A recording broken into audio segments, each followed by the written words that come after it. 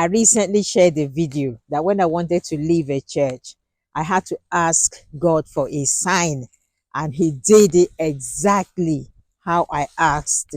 So I knew it was the right decision to take, and I've never looked back, and I've never regretted my actions.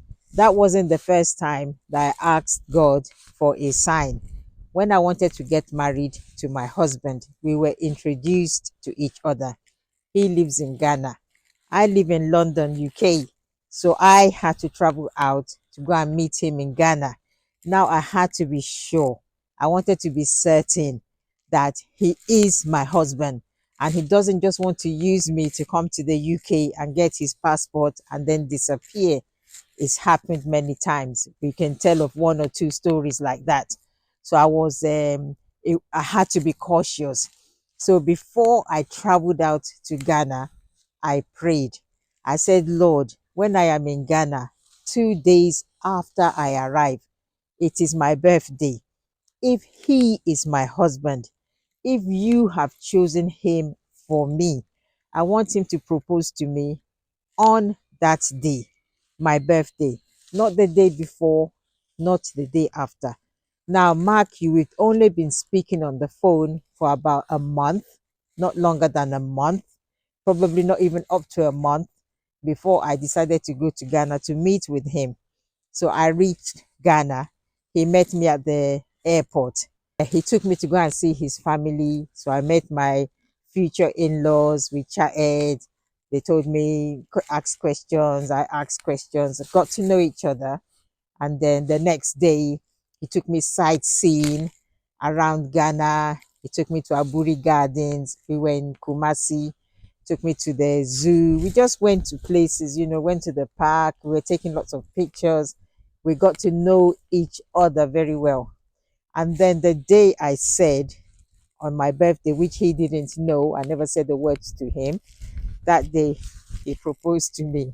And I was thinking, oh my God, I know this is what I prayed, but I wasn't really expecting it to happen in that way. Oh, ye of little faith.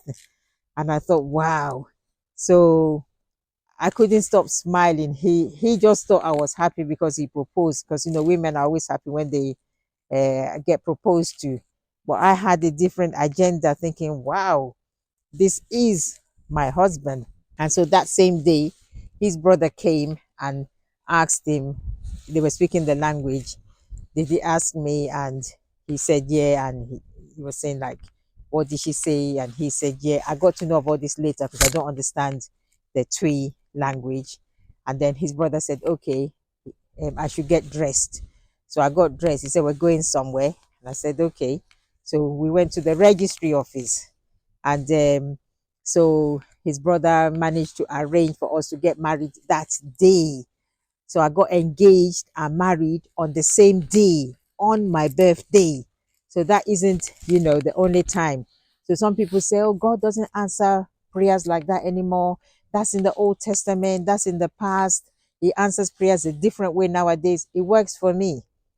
I prayed. I said, God, this is what I want to know. If that's my husband, he should propose to me on my birthday, not the day before, not the day after. If he had done the day before, the day after, I'll just take it as I went on vacation to Ghana and I'll just return to London. That way, at least I know where Ghana is now. I visited the country. I wouldn't have married him because I'll say then he's not my husband. That's not what I prayed. But he actually proposed to me on the day, 2 days after I went to Ghana. And on that same day, I got married. What else can I say? So in the previous video, I said I prayed when I wanted to leave the church that the pastor should remove me as a teacher and it should be a ridiculous reason. And both came to pass. And that's how I left that church. Anything you want to do, you have to seek God's guidance. Seek his face, seek his will. So you will not do anything amiss. You will not do anything out of headiness. Everything I do, I always put it before the Lord.